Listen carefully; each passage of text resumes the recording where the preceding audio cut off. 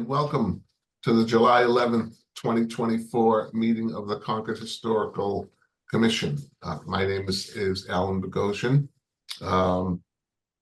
We are conducting this meeting online in accordance with the Commonwealth of Massachusetts Executive Order, suspending certain provisions of the open meeting law. The public may access this call through both telephone and video conferencing. Members of the public will have an opportunity to ask questions and provide public comment and discussions following the petitioner's presentation and questions from the commission. To do so, please raise your hand in the participant function of the Zoom meeting platform and you will be recognized. I will mute microphones of those not speaking, and in order to preserve bandwidth, and may need to turn off video if it comes to that. I will call at this time. I will call on each commissioner to make sure that we have a quorum, and then we can open the meeting, and I will go through the agenda. So I'm Alan Bogosian. Next, Melissa Saalfield, Nancy Priscilla Lee, Michael Capizzi. And then Nancy Nelson, associate member. Lauren Meyer, associate member. I think that's it, and we have a quorum. So the meeting is officially called to order, and I think the first two items are demolition review applications. The first one is 185 Heathsbridge Road. Is Gene Malinsky here? Okay, Tom, the floor is yours. Thank you. Gene Walensky was my father. He's been dead since 2007. My mother was Mary Walensky. She died in January. They bought the house in 1964, moving from another house in Canantum when I was born, and they needed another bedroom. I grew up in the house, and for the last 12 years, my mother lived in it with 24/7 care while she suffered dementia. I give this as background because her condition prevented us from doing a lot of maintenance we might otherwise have done. But I'm very grateful to have grown up in Concord and grown up in Canantum. It's a wonderful, beautiful neighborhood and a great town. And although I left it in 1986, I'll never leave it in a way. I'm happy to turn the application over to Lisa Adamiak and to turn the property over to Joel and Daphne Gould, whom I am sure will respect the terrific values of Canantum and Concord and make a great addition to the community. Thank you for your consideration. Mm-hmm. hello, I'm Lisa Adamiak from Nishotic Architects. We've prepared a PowerPoint presentation to kind of review the property in its current condition. And I don't know if you want me to share my window or somebody would share it on your end. Okay. Unless Anne can do it, but I think it's always best for the architect to share, but if you'd like me to do it, I can certainly help. okay. Nope, that's totally fine. Let me get to the beginning here. All right. So this is the demolition review for 185 Heathsbridge Road. I don't know if people know about the background of Nishotic Architects, but we've been practicing adapting of older homes and bringing them into the 21st century to meet the goals of a modern, healthy lifestyle and energy efficiency. Our special skill is preserving historic homes, and we are frequent applicants to the Concord HDC and others for just that reason. We have extensive experience with renovating the Canantum neighborhood, having worked on the following 8 houses, some of them multiple times. We agree that this neighborhood is a significant in Concord's history. Therefore, we don't embark on an effort to support the demolition of the Canantum house lightly. Unlike any of the other Canantum houses we have renovated, the existing condition of 185 Heathbrook Road is compromised. The house's original siting, coupled with its foundation details and subsequent additions, have exacerbated water problems that have caused the deterioration of the home and created persistent mold issues. We consider Heathbrook 185 Heathbridge Road to be an example of a home that should not be preserved, but instead replaced in its entirety. The background of Canantum was post-World War II era in the early 1950s, where Rupert McLaren, an MIT professor, had a vision to create low-cost housing for young families. Many were professors at MIT and Harvard. McLaren sponsored the initial expense for the project. Carl Koch, the architect, planned the houses, and Joseph Kelly was the builder. Canantum neighborhood was the first planned cluster housing community in Concord. 104 homes were built on 190 acres.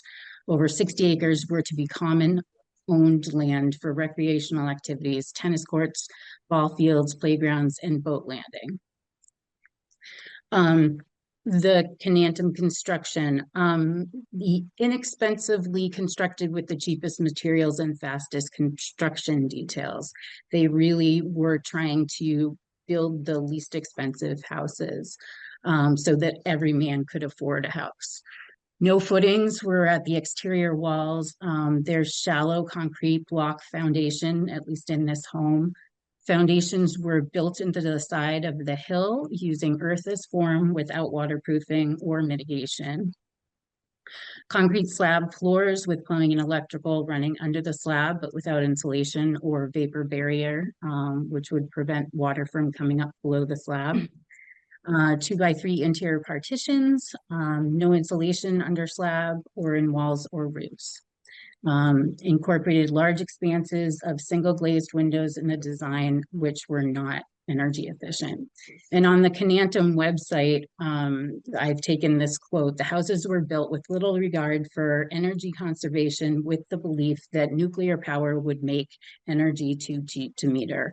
So at that time, there were things like poured foundation walls and footings at the time, and we've worked on plenty of houses in Concord that are 1700s, 1800s, 1900s that seem to have a way better foundation than this particular house. In Canantum, this is an example of an unaltered Canantum Koch house that is in great condition, and it's been lovingly renovated or kept in its original condition. When things go wrong, they repair them, and windows or additions haven't been added to this house. And many of this style home are still intact nearby and serve as better examples. This is the original floor plan for the house. Not sure purview wise, but all of the bedrooms have been removed from this main floor living space. The kitchen's been relocated to the corner and dining room, and the kind of the center of the whole house has changed. They subsequently moved 2 of the bedrooms down to the lower level, and the other bedroom is up on the top level. This home has been changed by the addition of a detached garage. In 1951, the house was constructed, and in 1952, the garage was constructed. In 1965, a front entry addition was added, and in 1968, all the interior renovations were completed. The entry addition, during the entry addition, the siding was changed to cedar shingles instead of the vertical siding that it had, and some of the original plywood panels were eliminated. The original fenestration pattern no longer exists on the entry facade. Maintenance of this home has been deferred for 12 years, but simple maintenance would have not eliminated the obvious moisture and mold issues that exist in the current house. Changing climate has caused the floodplain to rise over past 100 years, And currently the slab is only 2 inches above grade, which makes the lower level more vulnerable to flooding. So I'm just going to show some photographs of the view of the house from the street. There's large hedge, but you know, if the hedges were trimmed, you would be able to see up the end wall of the house through all of the rhododendrons. But right now, what you see from the street is really just a small glimpse of the addition on the front of the house and the garage from the street. This is the original south facade. This hasn't had any changes in terms of the window location. So this is an original end wall. Oops. This is the garage that was added, and at some point the tree was cut down, but they had put the garage, they wanted to save the tree, so they had put the garage doors on either side of the tree so that they could get in.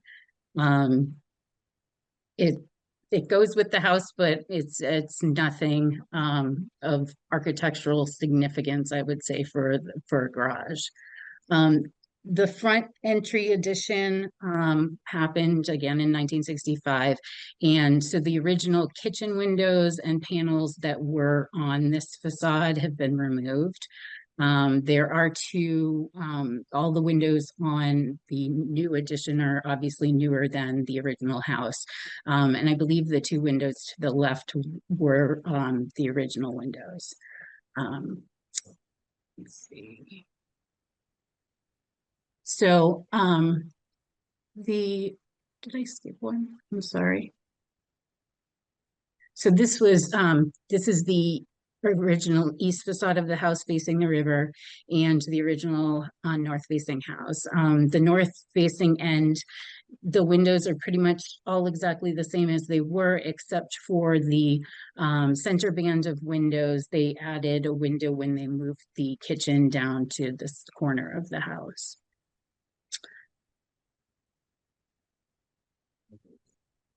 So the major problems in this house are water, foundation, details, and mold. So the major thing contributing to this water problem is initially a little bit of poor siting because they didn't really work with the topography as well as they could have. The house is downslope from the road, so it's lower than the road level, and they did not do a good job of swales around the house to move the water around the house correctly. And then they added the garage and the front addition. So the original house was shedding water into this area, which wasn't great, but it was better than once they added the addition of the garage and the addition of the entry, because now all of the water sheds and funnels right down this area here, and you can see the way that the topography is. It's all running right to the back corner of this house along this back wall. So some of this you can see here, that the you can see the what, you know, the ground level is right at these windows, which happen to be one of the basement bedrooms, and the hillside is coming right down into those windows. And this is just kind of all 3 roofs from above and from below, showing how all of this water drains just right against the back of the house. So inside the basement, there's evidence of water that has infiltrated on the, there's standing water coming up from under the slab. And there's evidence on the doors in the basement or in the lower level that have had water come up on them and deteriorate some of the doors. But you can see the evidence of the water there. The existing block foundation has deterioration in the block itself. And the seepage of the water coming through the mortar on the wall, you can see is evident, and there's also effervescence on the concrete block. Water stains and mold were found on the floor coverings, baseboards, and doors throughout the lower level. The owner tried to kind of cover up the floors because there is also asbestos underneath these asbestos tiles underneath the floor coverings, which will need to be mitigated. But you can see that water's coming up and soaking this material here, and it's a rather heavy material, so it takes a lot for it to be saturated and buckling like that.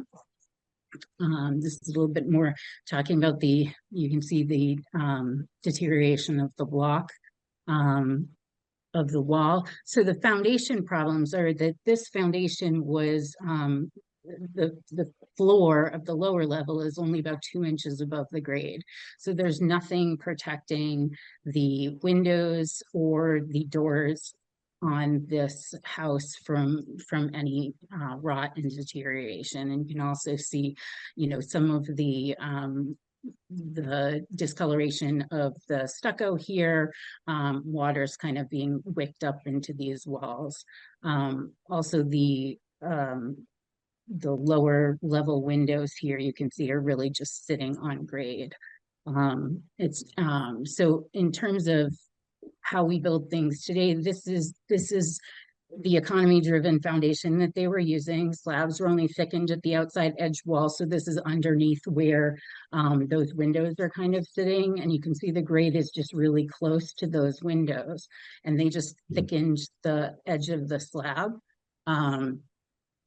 And today we use a 4-inch slab. I'm not sure, I'm estimating, or I'm guessing that they did a 4-inch slab here.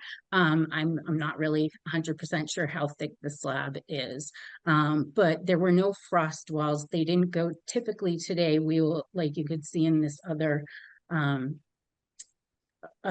detail, this is typically how we would build a foundation like this today, where there would be a minimum of 6 inches to grade for the siding, a minimum of 8 inches to grade for the concrete, and then we would have waterproofing on the exterior.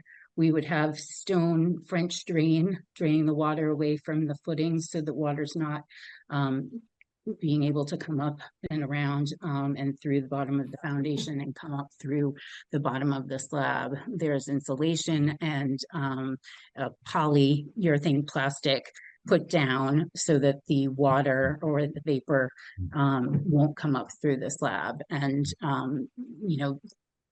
we think either the slab is cracked or that the water's coming up through the foundation just with normal water infiltration.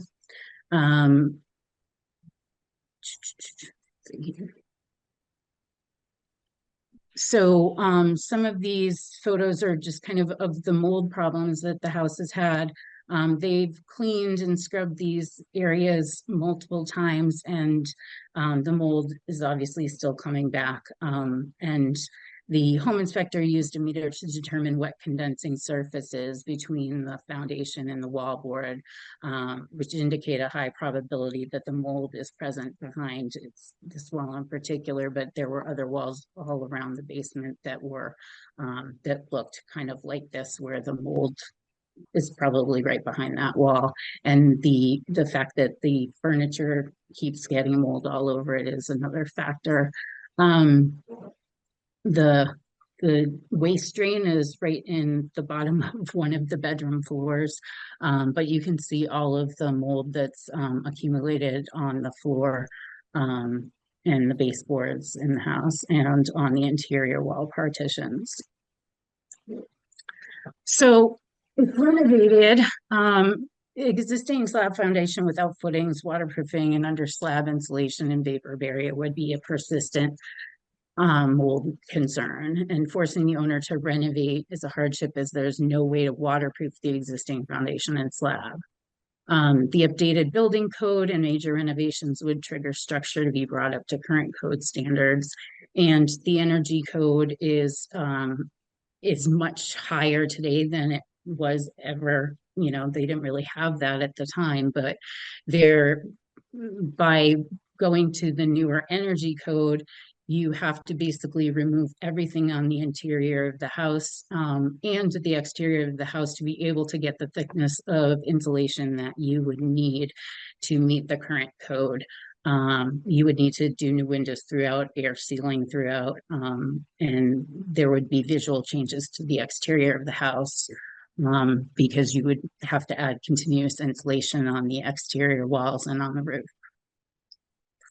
If new construction, the footprint could be rotated and pulled out of the wetlands. So right now, just going to go back to the photo of here. So right now, this corner of the house is within the wetlands buffer, no build buffer zone. So by adjusting the house location and maybe making it a little bit more parallel to some of the contours and maybe raising it up, because houses that are high and dry, if they're above the grade somewhat. Let's see, let me just go back to the site orientation of a new house could be adjusted to work with the site topography. The topography around the house could be graded to move water around the foundation instead of draining against the foundation. It could be built with better foundation details to deal with water intrusion and drainage, and new double pane windows that would reduce heat loss and have a smaller impact and more energy efficient carbon footprint. And it would also be a house with a longer lifespan.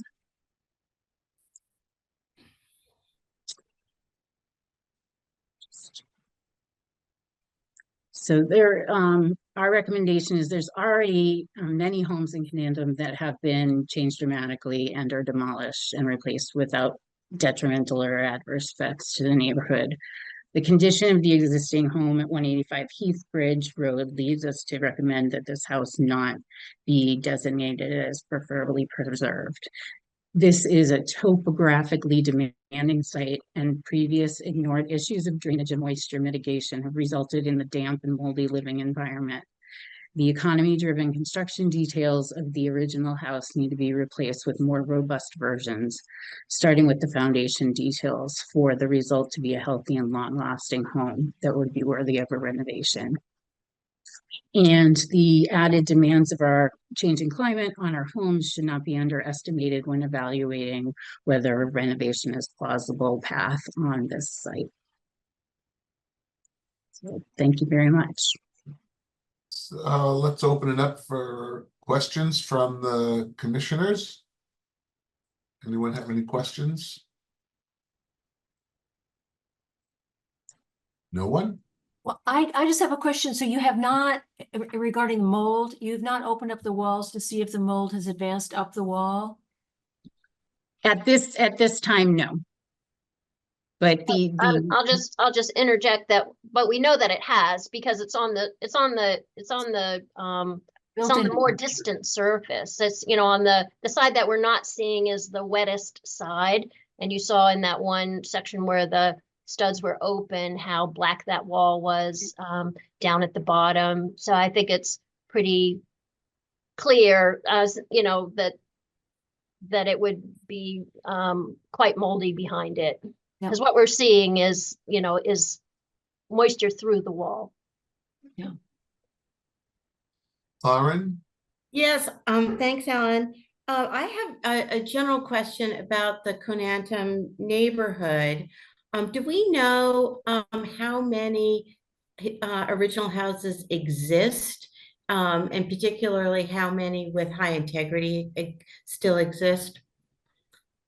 And I have a second question too this is for the commission.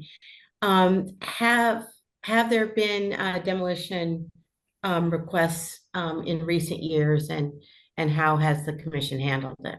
So it's sort of two questions about the neighborhood in general. Well, and answer your second question, yes, I think Janine Calabria, I think you're on, I thought I saw you on this Zoom meeting. There's a house, I don't remember the address, but it's near there on Heathbridge Road. We allowed that building to be demolished. And actually, it didn't seem as rough shape as this. The mold really is a terrible problem. I mean, I'm on the board here at Concord Green, and we have a mold issue in one of our properties, and it is a huge problem. Mhm. This one. And how about the integrity of the neighborhood question? Do we have a sense of how many are still intact? I wonder if Anne knows that question, that.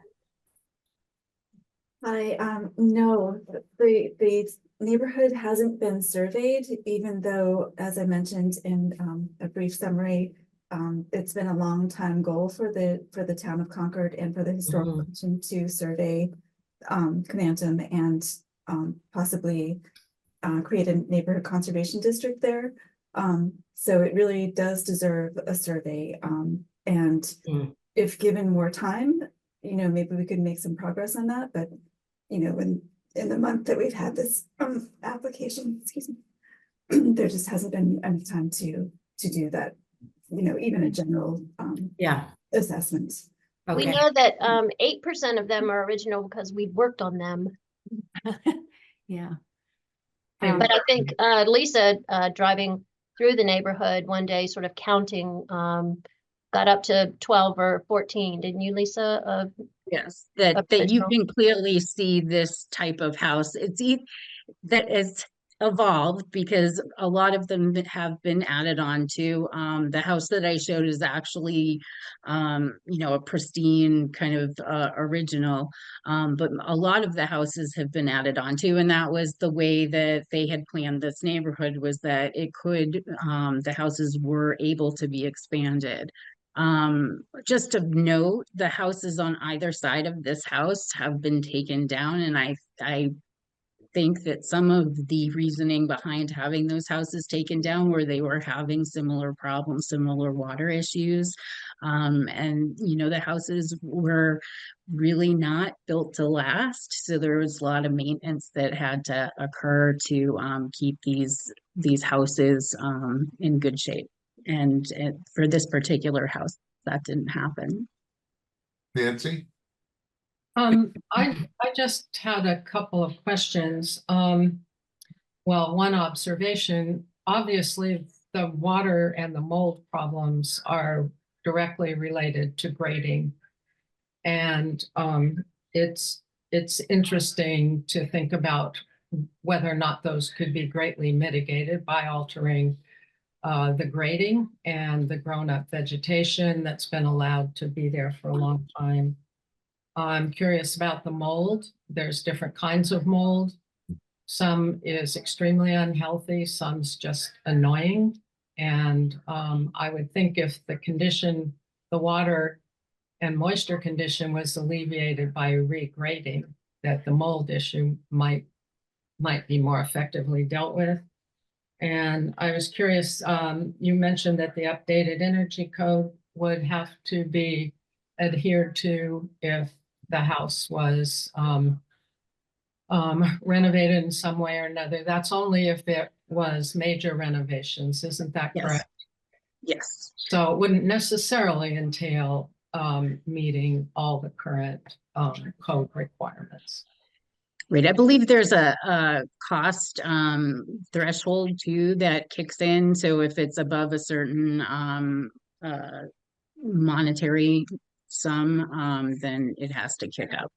Is that a percentage of the appraised value of the house or the estimated market value of the house? No, I don't think it has to do anything with that. It's really the construction cost. Can't be just an absolute amount of money though for a house that's small and simple versus a house that's very complex. It probably isn't the same amount.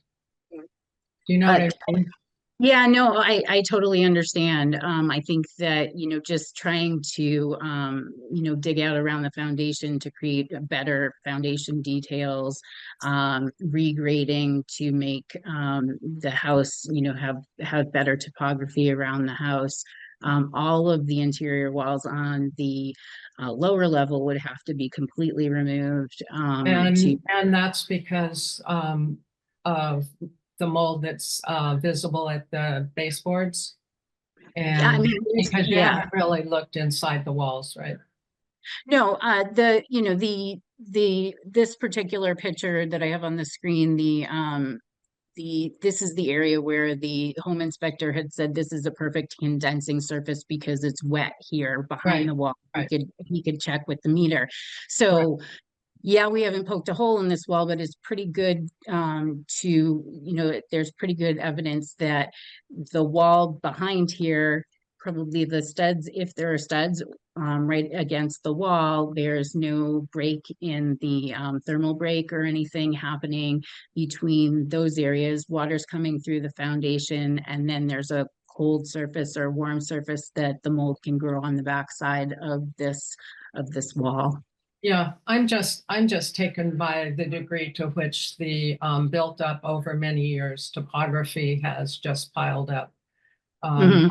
dirt and water against the foundation, and mitigating that, which isn't really that hard to do. Except that, So I that's just what- wonder, I'm sorry. I'm just sorry, I'm wonder- interrupting, but that is hundreds of Yes. thousands of dollars of effort to change the topography of the site with a building on it. It is not Do a you have a simple. cost estimate for that? I'm just curious because Yeah. I think, you mentioned swales and whatnot, and I'm thinking, I think what you would have to do is you'd have to put in retaining walls, you'd have to pull all of the soil away from the building, you'd have to put in French drains around the whole house, you'd have to orient how the water's coming off of the roofs in those particular areas. And then I don't know, I mean, they're right in on the edge of the wetlands, and so digging out the foundation to get a higher or the grade lower so that there's more space between the ground and the wood that's that's only 2 inches off the grade. I understand that. I don't think that when the house was built, it was probably that close to grade. So I'm just trying to explore whether or not regrading simple as opposed to major would have a major beneficial impact to the house and the moisture problem inside as well as the mold. That's all. Lisa, does the house currently sit in the wetlands? And my other question is, how big is the lot that the house sits on? And because which once I get an answer, if it's sitting in the wetlands, if there's a new house to go in there, doesn't it have to be at least 100 feet from the wetlands? I can't speak entirely to the NRC questions, but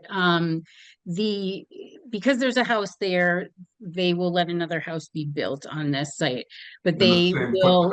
In the same They footprint? will, I think the footprint is what would probably be changed, because right now this is the 50-foot setback, and so the 100-foot buffer zone is at this point. So right now the entire house is in the buffer zone. It's also in the 200-foot riverfront river setback too. So there's other capturing of water and things that have to happen with any new house that's going to be built on this lot. I think that they can rotate the house out of the 50-foot buffer, which I'm sure is what the NRC is going to ask at a minimum if they did build a new house here.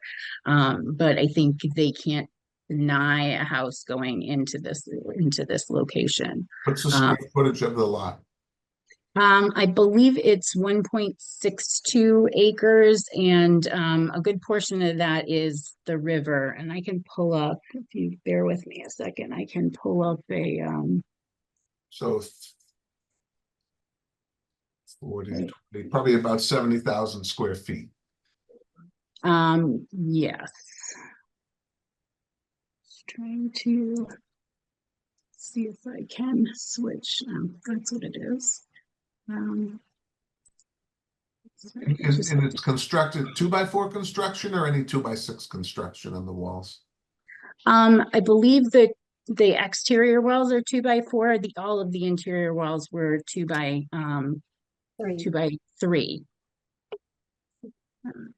Just in here.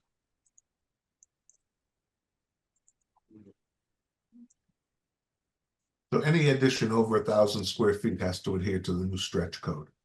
Mhm. Yep. Um.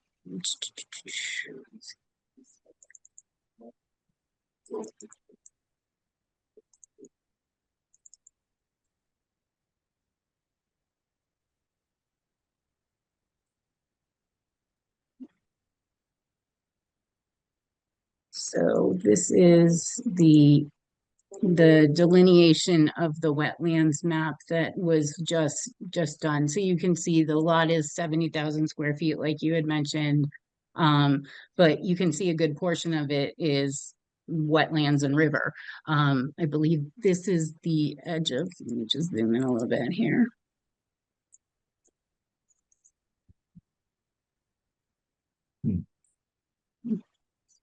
Towards the bottom, there's the no build zone.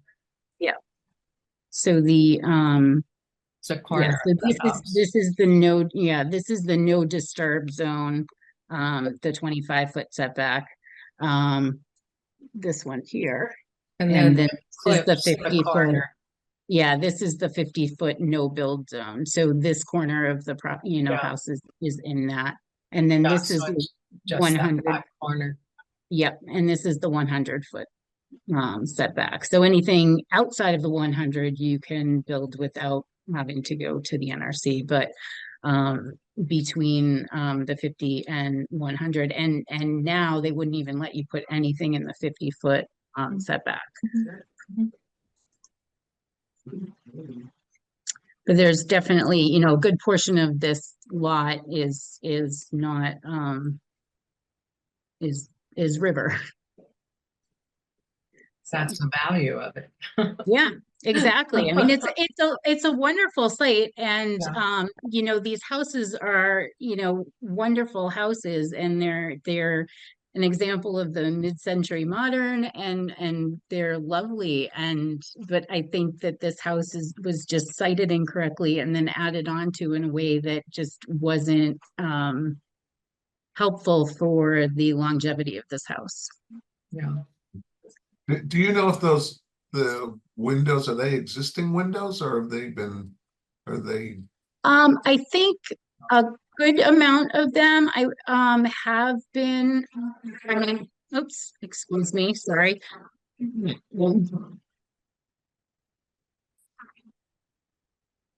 See, let's pull up this the presentation. So I think the majority, so this photograph here shows the addition on the front, so that's not original. I believe 2 of these windows were original here on this side. I was think thinking more the lower level, the lower. yeah, so the lower level, I'm pretty sure that those, and maybe Tom can talk a little bit more to that, but I'm pretty sure the windows on the lower level were all the original windows. Yeah, to my knowledge, they are the original windows on the lower level. The sills that hold in, certainly the sills that hold in the plate glass on the bottom story and the second story are original and are very rotted out. With 2 thumbs, you could probably push the plate glass out from the bottom. The others are original. The storm door on the lower level that you see in the center is not original. That was redone in the late 60s. But the interior door, which is wood and glass, is original. And then I believe On this facade, the window on the right side of the middle floor is not original. That was added in I believe in 1968 when the kitchen was flipped. That squarish window looks in on the breakfast area of the new kitchen in what used to be a bedroom. Okay. Nancy, for Lee? I just have a few questions. One is about asbestos. I'm assuming that maybe all the houses in Conantum, asbestos was used as one of the building materials. How much of a problem would that be if the house were to be renovated? How extensive is it under the floorboards? And a question for Anne. I am just curious if you can give an estimate of when the town would be considering making a study of Conantum, if that's a serious proposition that's on the table, and if that's, this year, or is that in the future? And I've been researching a lot of this, and so 1992 they were starting to ask for a survey of the Conantum neighborhood, and then subsequently in 2001 it's on the 2020 Envision plan, and it's on the 2030 Envision plan for Concord. Okay. In terms of the asbestos, I'm not 100% sure how much of the tile in the lower floor is asbestos, but I also know doing some more historic houses recently that even the putty in the windows has asbestos in it. I have not tested this particular house, but a lot of the houses also have asbestos in the putty of the windows. Isn't that mostly in the mullions? That putty? Yeah. Collection, yeah, and they don't seem to have that problem. And answer to your question, Nancy, right, so I'd shared the information about the various studies and how this has been a long-term goal for the town and for the Historical Commission. It's really, the Historical Commission can initiate that. And there are CPC grants, and the next deadline is September. And obviously the commission and the town are working together on a study right now, setting priorities. And, maybe, I don't know how soon this priority, whether this is the topmost priority for a survey, but maybe it is, and we should be having that discussion, certainly. Good to think about that. Did I read somewhere in someone's writing that there were 104 houses originally built in this development? Is that true? That seems like a lot. Yes. Could be. I just, speaking up, we allowed, thinking as a homeowner, thinking of Mr. Walensky, we allowed another house to be taken down. I know how important it is, the Conantum area, but it has changed dramatically. And I know what Anne's thinking, because we've talked a lot about trying to preserve Conantum to the extent that we can, what's left. I'm also mindful that we don't want to appear arbitrary as a commission, and to be fair to homeowners and to recognize the house is in pretty rough shape. However, it does retain its originality in more, I think, than the house that we had allowed to go. I'm just sort of free of conscious or stream of conscious speaking.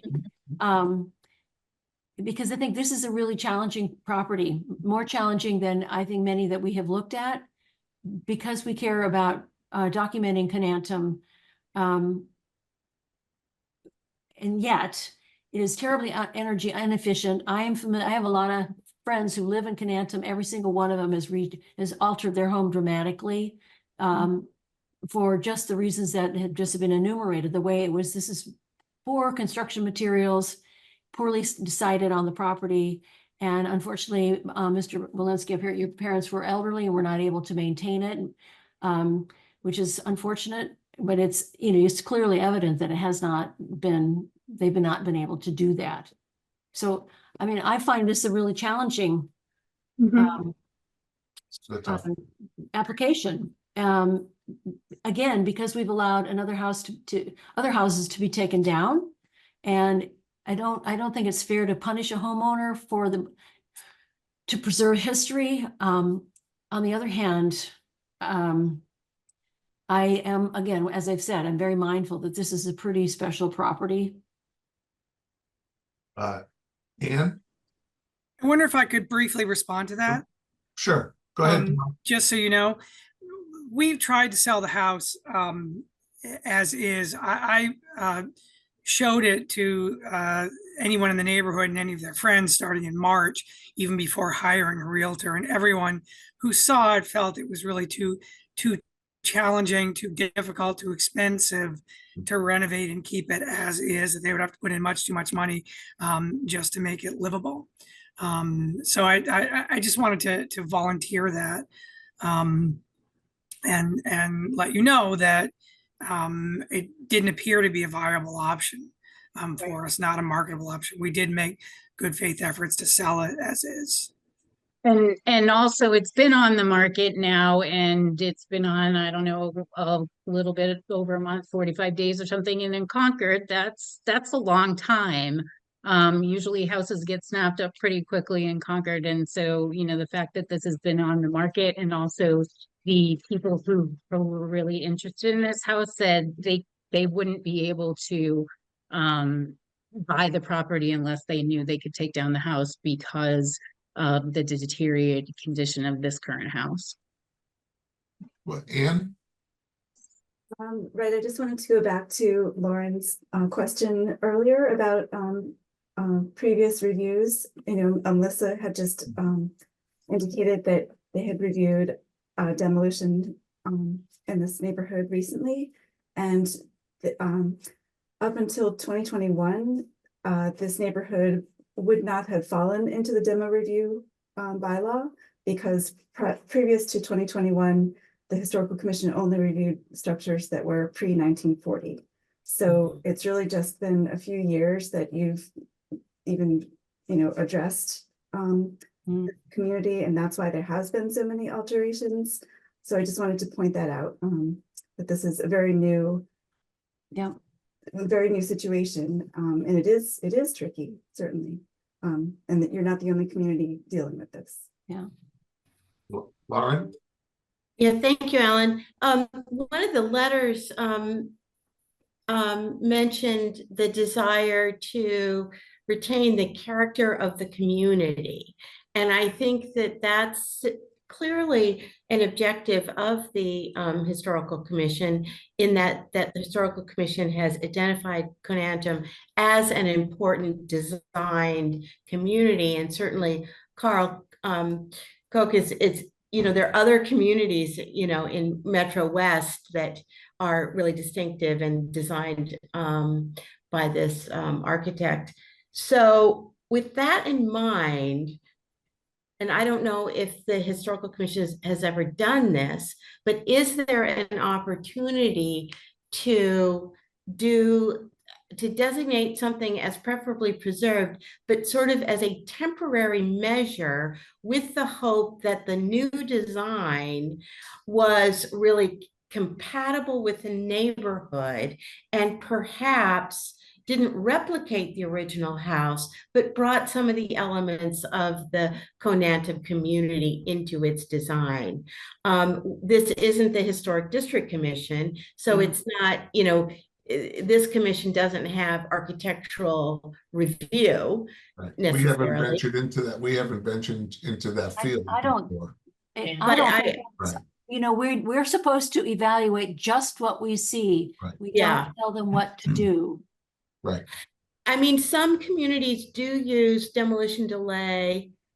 I'm just going to, you know, because I've worked with other communities, as a planning tool, so that you spend the delay period working on a solution, but usually that is a solution for the existing structure.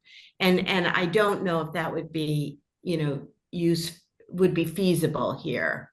And perhaps that's also a solution for the existing owner, but that's a little harder, you know, when a property is for sale.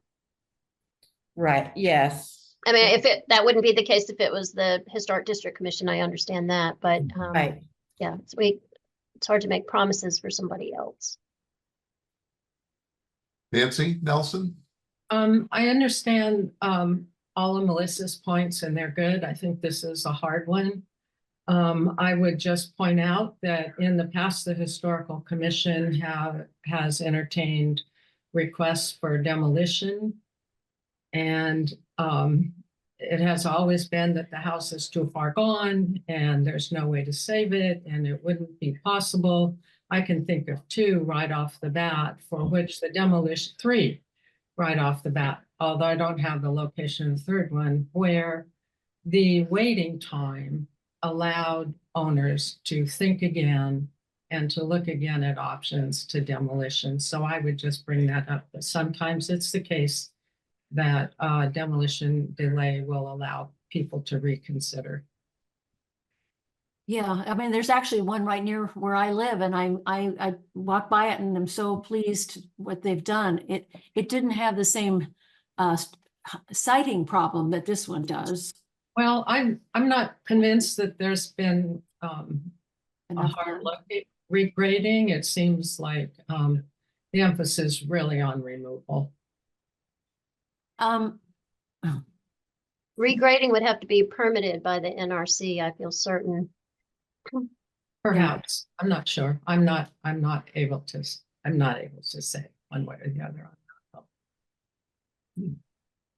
I think if this house was on the other side of the street, it would be in much better condition. Yeah. And because the whole other side of the street is higher up and the water isn't running directly into the back of the house. Yeah, that's the grading. That's the grading. Yeah. But again, like Anita had mentioned, this is also in the wetlands buffer, and it's very hard to do a lot of regrading in the wetlands buffer because it is the wetlands. Yeah. And it is just that corner of the house. No, it's the entire house is in the wetlands. I buffer thought zone. the 50-foot buffer zone only nicked the corner of the house. Yes, the 50-foot buffer zone only next the corner of the house, but the entire house is within the 100-foot Within buffer zone. Yeah, okay, got it. Yeah. Got it. Nancy? Can I ask, Lisa, especially about the work that you've done on other houses in the neighborhood, especially the ones that are on the river side of the road? Did any of those have similar problems with the grading rising and the and water and mold issues? And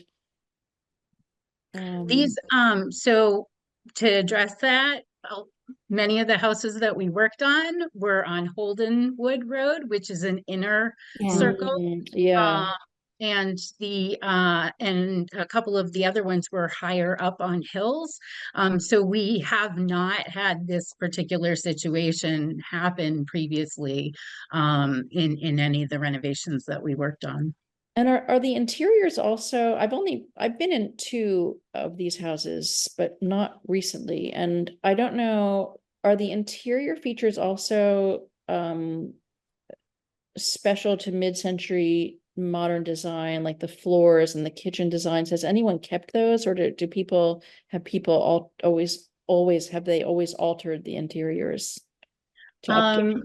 I can't, well, the ones that we've worked on, most people have altered the interiors. The house that I had shown that hasn't made any alterations, they haven't even altered the kitchen cabinetry that is original to the house.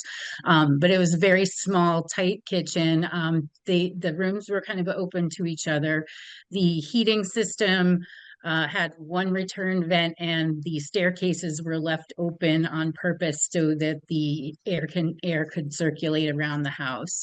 But again, this particular house, the entire first floor was taken apart and renovated. You know, the only wall that existed that still exists in its original location is the wall between the staircase and what is now the dining room.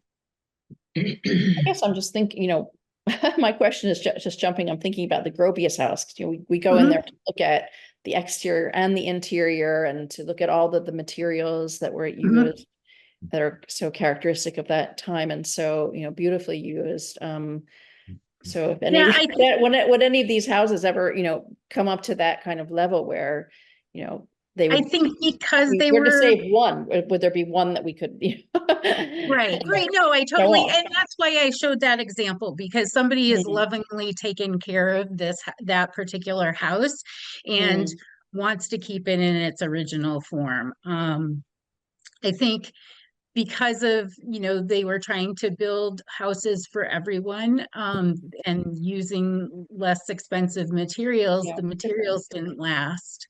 Right. It's not the same as the Gropius house. I No, understand. it's not. It's not Yeah. the same level. I do understand that. Yeah. But yeah. Nancy, I can tell you from experience, there's certain sections in Lexington, the Moon Hill section or the Peacock Farm section. When they Yeah. renovate all those houses, they bring them right back to the contemporary feel that when they were built in the 60s, in the 50s and the 60s. Yeah. So Mhm. most of Snake them Hill make it Road work. is another one, another Coke community. It's beautiful. Mhm. So, Good. Anne,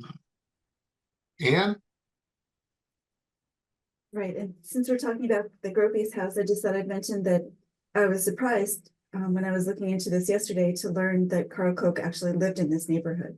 Oh, yeah. I I knew his wife. well, that's great. Oh, he lived in Conantum. Yeah, Saying. he lived here. Yeah. Oh, That's pretty He cool. lived in Conantum, and I went to elementary school with his daughter Liz. And I remember in the first oil embargo in 73, 74, when people were starting to complain about the price of heating oil, he laughed and mentioned that they always thought that we would be heating with electric because of nuclear. It was at a parents' night Yeah. at Willard School. He lived, it's off of Holdenwood. Is it Holden Lane? I think it Holden. is. Yeah, Hmm. the house is still there. Nancy? Nancy, Oh, no. Oh, sorry. I'm trying to lower my hand. I'm sorry. there you go. Okay. There you go. Down. We could probably go on all night discussing this. Yeah. Yeah, I have to say, this is a tough one for me too, because I see that, hearing that the windows are still in their original positions and the house has so many of the characteristics of these houses, but I mean, I can see that a family wanting to, buy this house, having bedrooms in the basement with all that damp coming in is not very, healthy prospect for raising children. And I can see that this is cost prohibitive. So I'm torn about this one. I mean, at the very least, I don't know, I know you haven't brought it to a vote yet, Alan, but I mean, at the Nope. very least, because you've already done a lot of work, I would expect a lot of documentation. I mean, that would be the minimal thing that we would ask. 'Cause Yeah. documentation, photographs, all the plans, any plans that might exist, the site plan, photographs, the history, any history you have about, actually the Walensky as well as the architect Carl Koch himself, all of which would be put on deposit in special collections. I'm feeling kind of guilty that because we did allow another structure to be taken down, that honestly, I mean, as Nancy Frizella Lee says, I mean, you could not have children in the basement right now. A lot of work has to be done to make that a healthy environment for kids. Of course. Um, Have to fix that first. Let's open it up for public comment, Thank I you. think. okay. Stephen? Stephen Durain. I live at 59 Martha's Point Road in Conantum. I'm a neighbor. My background is structural engineering by training, and I worked in the construction industry for 25 years, doing a lot of historical renovations, focus a lot on modern or mid-century architects. I have the unique position of I'm also the real estate professional representing the sale for the Walenskys. And I'm also the person whose house was featured by Lisa as somebody who's been restoring an original house. That is the mirror image of the original house from the Walenskys, as the Walenskys have. It's the same size, width, foundation originally. The difference is it's a mirror image.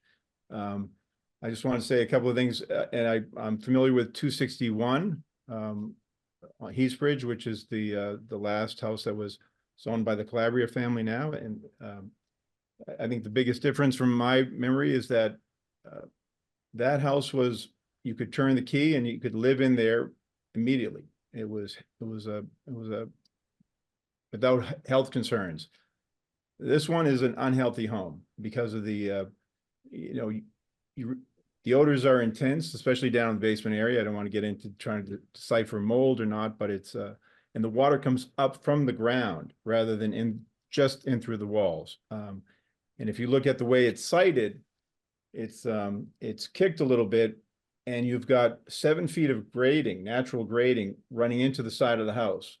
So it's not just a lack of maintenance that has dealt with, that has, or overgrowth in that area where water's coming in through the wall. It's also water coming up from underneath. There was a photo there of a basement bathroom where the water had come in through the drain port going in underneath the house. So, and all of those ram board pictures, that wasn't paper, that was ram board, which is very thick. The whole floor in the basement was covered with it.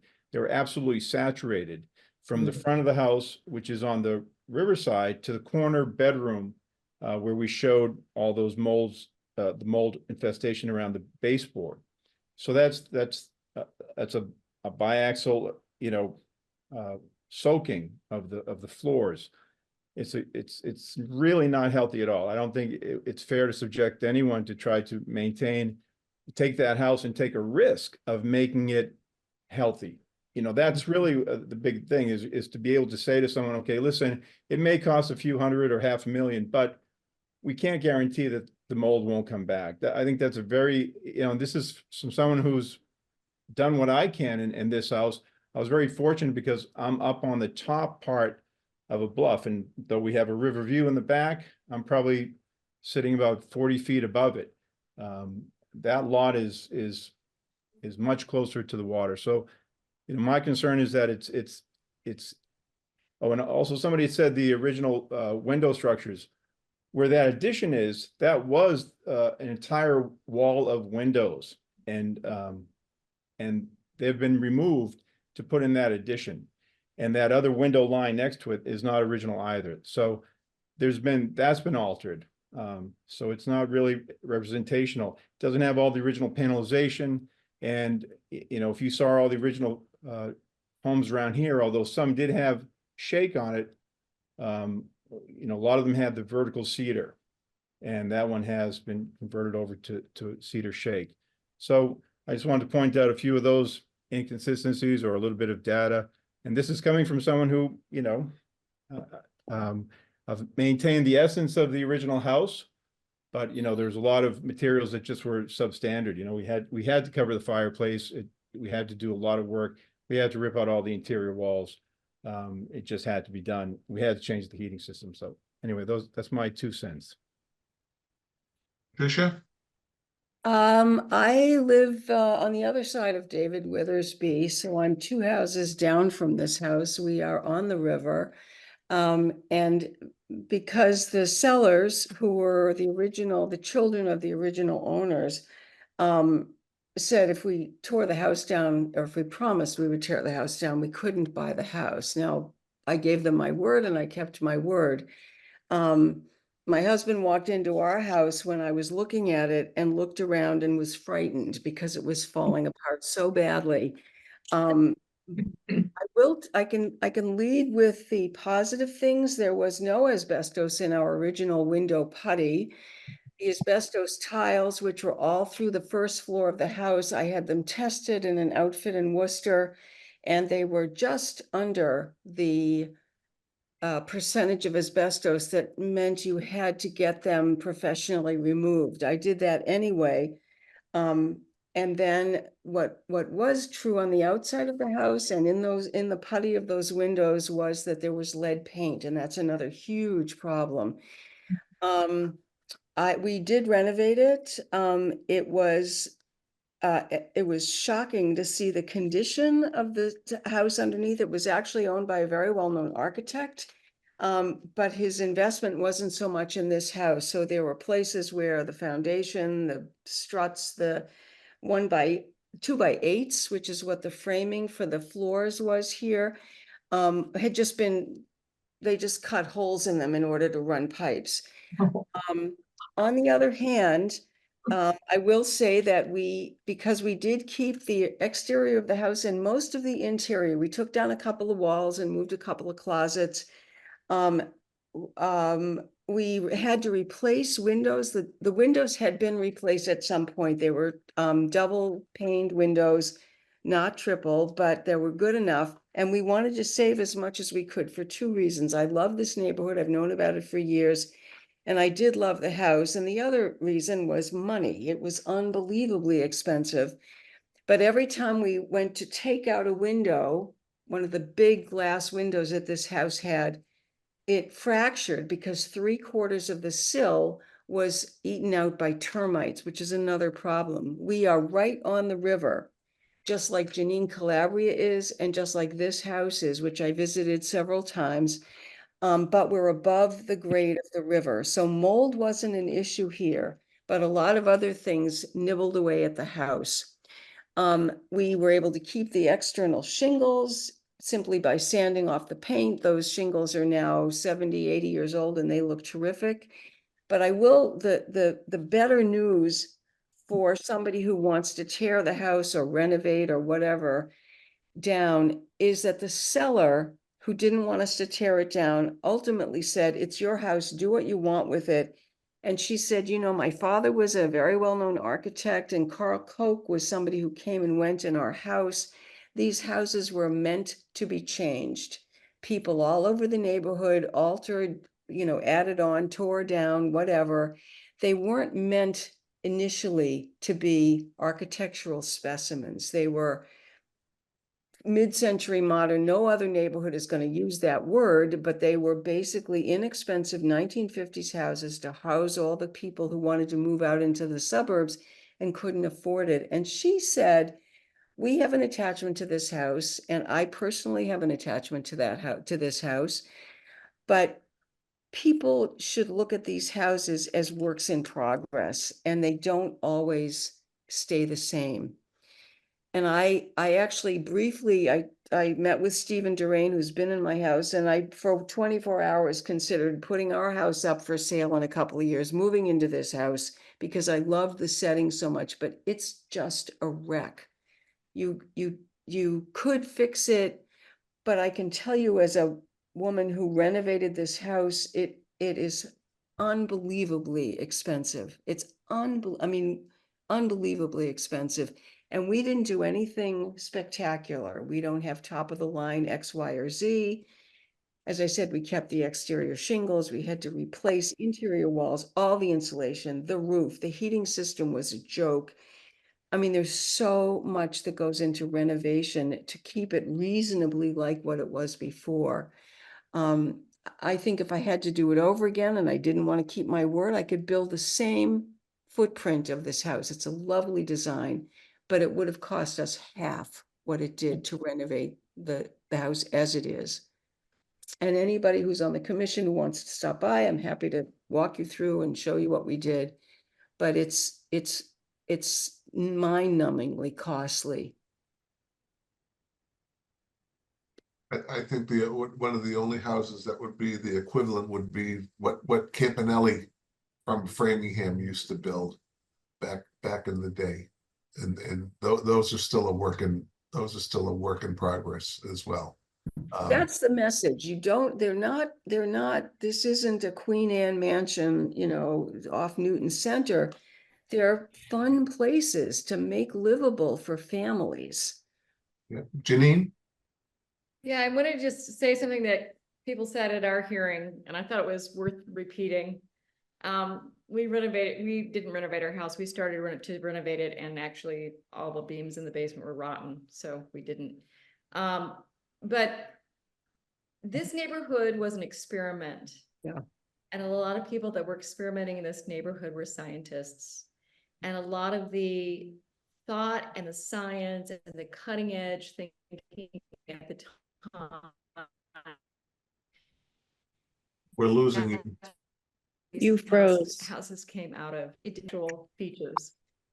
I think it's really important to remember that these houses were meant for the science, to create a place for people to live affordably. They were not architecturally significant at the time.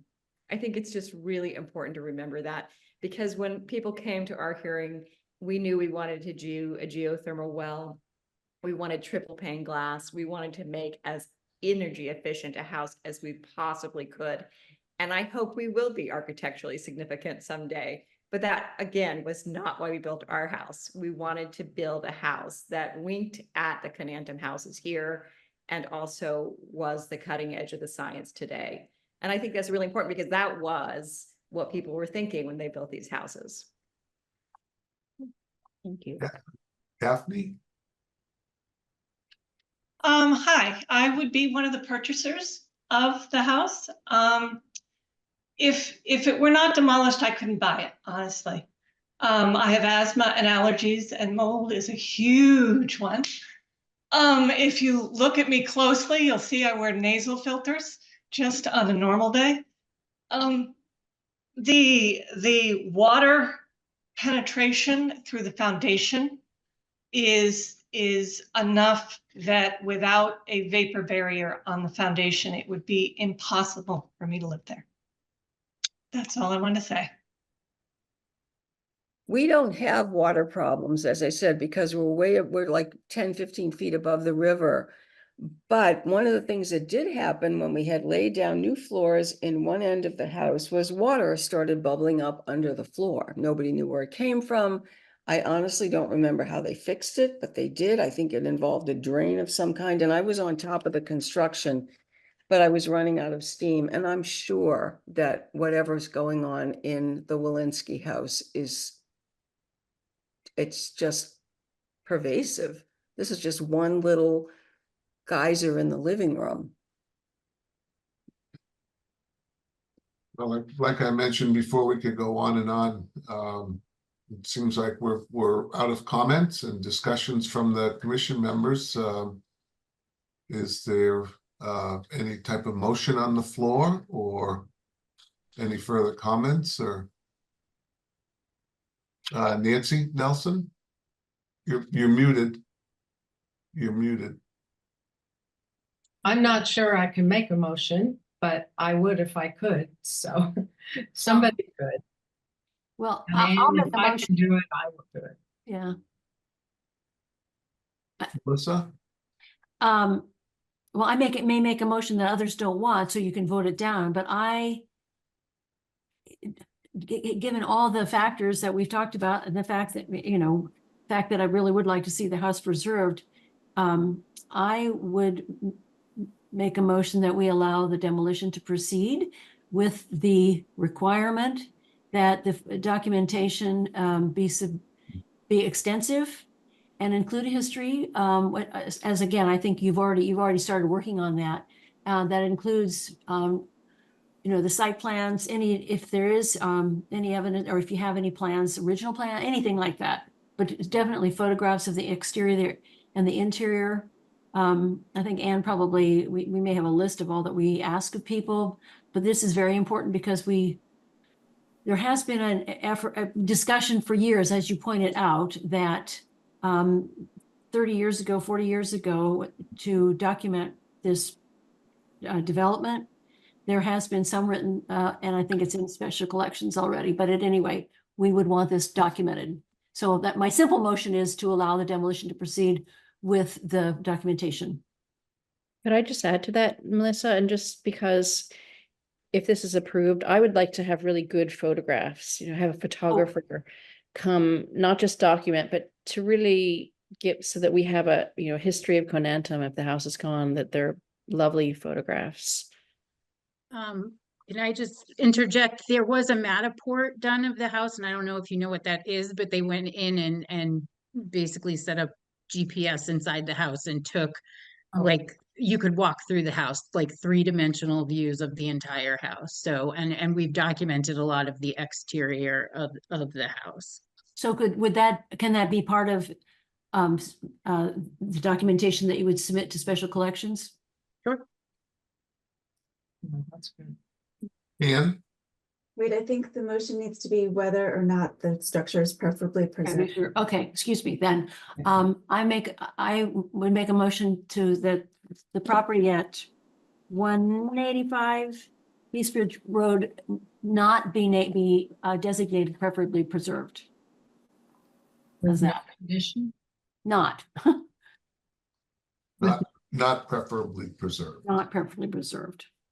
With no condition about documentation? Well, I mean, I'm trying to say what, not be, so that the house at 185 not be preferably preserved, however, With given the following, with the that following. provides so that it must include documentation, photographic documentation, this, whatever you just described, I'm not familiar with that, as well as written documentation and any evident documents that you may have already uncovered, including a history of the house and a history of the owners, because we do ask to have more about the biographies of the people who have lived there. And it's a little lengthy, but Do we have a second?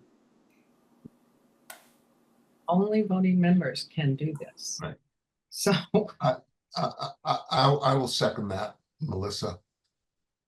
okay. So we can take a vote. All in favor of Right. Melissa's motion, and the motion on the floor.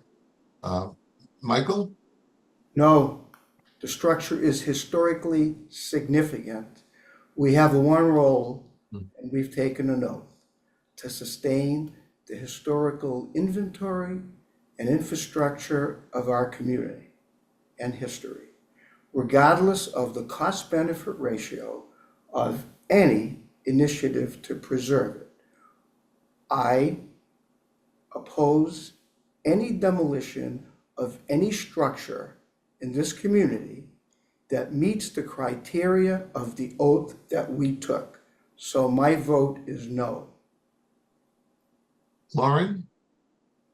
I'm an associate member, so I think Oh. I don't vote this time if you have a quorum of regular members, unless you tell me otherwise. Nancy? So I think, Yes. Melissa? yes, And I'm a yes. So. Lauren?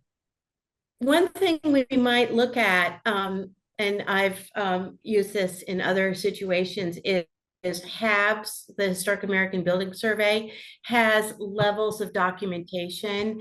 And Anne, are you familiar with that? We should grab that, and that could make a very clear sort of list of things you need, exterior, whatever. And that would be a very easy way to do this kind of motion to say, not preferably preserved, but please follow HABS level 1 documentation, period. thank you. So Yes. you can look at that and see what that entails. Just a suggestion going forward. Well, I don't know, perhaps Alan, perhaps we could find that and then send that to the architects. Because or to Mr. Walensky, I'm not sure who's going to be, or you may be working on this jointly.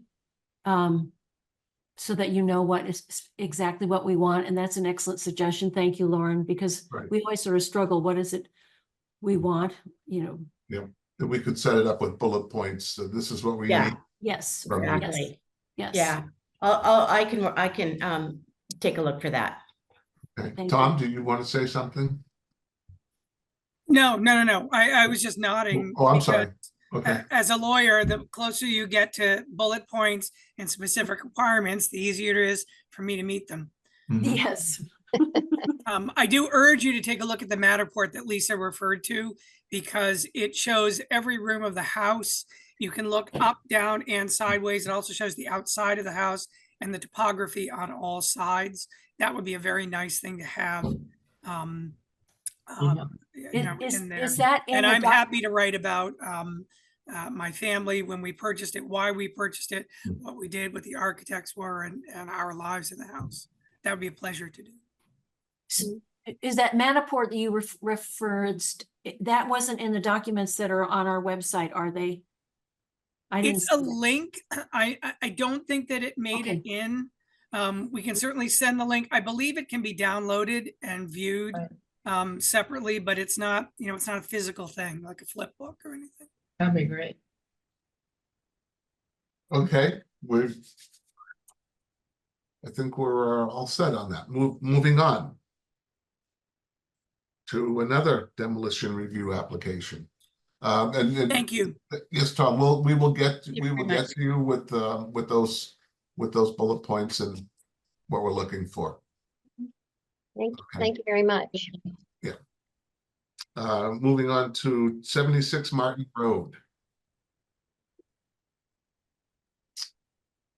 We have the petitioner here for 76 Martin, demolition review. No? Oh, Scott? Yes, can you Go hear me? ahead. I can. Hi, my name's Scott Hills with Hills Brothers Construction. I'm here with Seth Donahue from Dillis and Roy Civil Engineering, and we are requesting the commission's approval for the demolition of 76 Martin Road. We've submitted to the commission a cover letter along with Exhibit A, B, C, and some subsections to Exhibit C. And if it's okay with you, I would like to share my screen and kind of walk through those exhibits with you. Absolutely. Bear with me. I'm not a Zoom master, so let me see. Can you see my screen? Not yet. Okay. Not yet. Oh, here we go. All right. Okay, so this is our cover letter. Just a little background on our company. We're a small family-owned and operated business. We've had the pleasure and privilege of working in the town of Concord for the past 15 plus years. We pride ourselves on designing our homes so that they fit in with the history of the town of Concord and are built to the highest level of quality. We fully understand and appreciate the history within the town of Concord, as well as the historic homes and properties which should be preserved for future generations.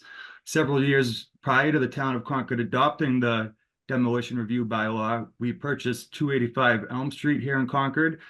We could have demolished that home by right, but we understood that that home was constructed in 1910. It had been a staple home on Elm Street since it was first constructed, and rather than demolish it, we preserved it for future generations. The existing home on Elm Street was built with historic features and was built to an extremely high level of quality. With me. Regarding 76 Martin Road, this home was not built to those same historical qualities as the home we preserved at 285 Elm Street. We feel that a complete gut renovation with additions and modifications would modify the existing home so much that one would not be able to recognize the completed renovated home from the home that sits on the property today. As such, we feel that a new construction, energy efficient home built in a style that fits in with the Martin Road neighborhood and complements the historic features of the town of Concord would better serve the future owners of this property and the town as a whole.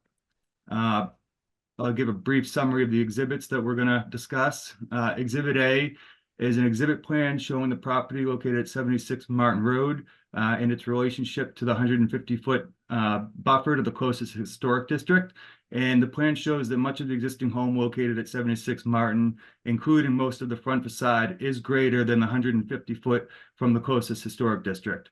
Since the bylaw states under section 2.7, subsection 3C, located within 150 foot of the boundary line of any federal or local historic district, we would like the Historic Commission to take consideration in the fact that the 150-foot line does cut through the existing house and excludes most of the front facade. Exhibit B, which we will present, is a GIS map of Martin Road, and this outlines the build dates and dates for additions and renovations that have taken place in this neighborhood since all of the homes were first constructed. This information was retained from the town of Concord's assessor cards. We ask that the commission take into consideration that this neighborhood has been evolving since it was first constructed in the early 1950s. The street has a mix of all style of architecture, including but not limited to colonials, Dutch colonials, capes, and ranches. No homes on the street were built prior to 1952, and no homes hold notable historical significance other than they were constructed over 50 years ago. We would also like to point out that the homes on Martin Road have a wide range of materials used in their construction, ranging from cedar siding, cedar clapboard, and vinyl siding. Exhibit C outlines our plans for the redevelopment of the property located at 76 Martin Road and provides exterior architectural elevation plans that show the style of homes we would like to construct. The new home design would be in keeping with the style of homes that are located on Martin Road and throughout the town of Concord as a whole. And I just want to add that during that last hearing, I heard one of the members or an individual speak and talk about the fact that they can't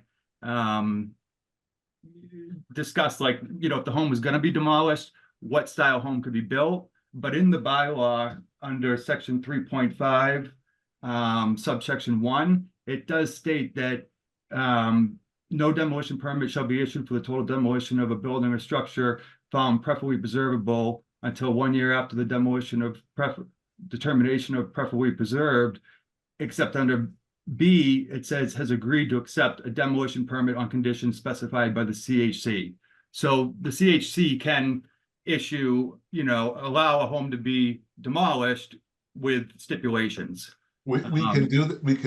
We can do that, Scott, but we can't tell you what to build though. We can give the bullet points, but we can't. Okay. Yeah, we can't tell you, or you have to build a cape, or you have to build a gambrel or something like that. Yep, that's understandable, but it does state in there that you can grant approvals with conditions, is all I'm stating. Mm-hmm. Well, part of the, can I just say something, Alan? Part of Sure. the conditions might be that you agree to do full documentation, just as we just said with the Yep. other folks. That's understood as well. Yeah. Okay, let me bear with me. Okay, so Exhibit A, in response to the Town of Concord's demolition review bylaw, which states under section 2.7 subsection 3C, located within 150 foot of the boundary line of any federal or local historic district and is similar to the buildings or structures located in such districts and its architecture or historic uses or otherwise contributes to the historic landscape of such district. We'd like to submit Exhibit Plan A, which shows that much of the existing home located at 76 Martin Road, including most of the front facade, is located greater than 150 feet from the closest historic district. Right here is the plan provided by Dillis and Roy. This line right here shows us the limits. We don't have it on the screen. You can't see it? Yeah. No. I don't know how those exhibits are showing. You need to share a different screen. Okay, hang on one second.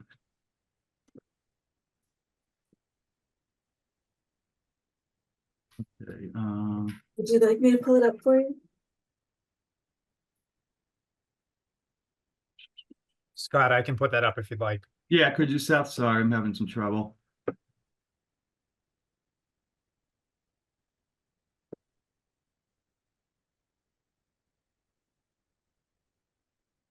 All right, good evening. This is Seth Donahoe with Dillis and Roy. I'm here tonight on behalf of Mr. Hills. I'll let Mr. Hills keep talking. Hopefully the correct screen is in front of you now. Yes, thank you. Okay, so this is a exhibit plan provided by Dillis and Roy, and this hashed line that cuts through the house is the limits of the 150-foot buffer to the closest historic district, which is the Sleepy Hollow Cemetery Historic District, and shows that while the rear of the home is within the 150-foot buffer, the front facade, starting from the front left corner of the closest point of the house to the Martin Road, all the way to the front of the garage, and then the back section of the garage is outside of that 150-foot limit. So we just want some consideration taking that while the back portion of the home and a small section in the front left left corner or right corner, if you're facing from the street, is within the 150-foot buffer. Most of the front facade is outside of that 150-foot jurisdiction. I'll go back up to my screen. I think I know how to share it now. Give me 1 minute. There we go.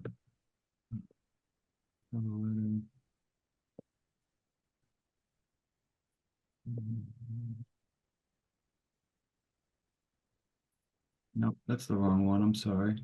There's no graves from Sleepy Hollow in the backyard, right? In that.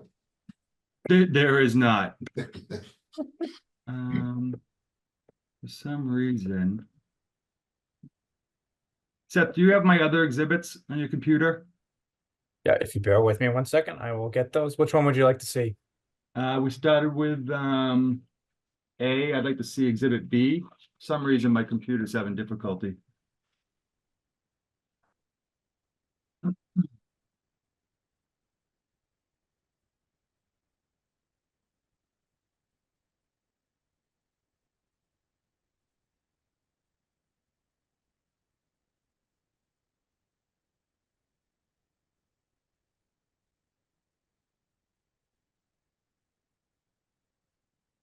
All right, hopefully we have the right exhibit. We now. do. Thank you. So exhibit B is the GIS map showing Martin Road in Concord. This street. Can No, you see it? we don't have it. No. Oh, there it is. Okay.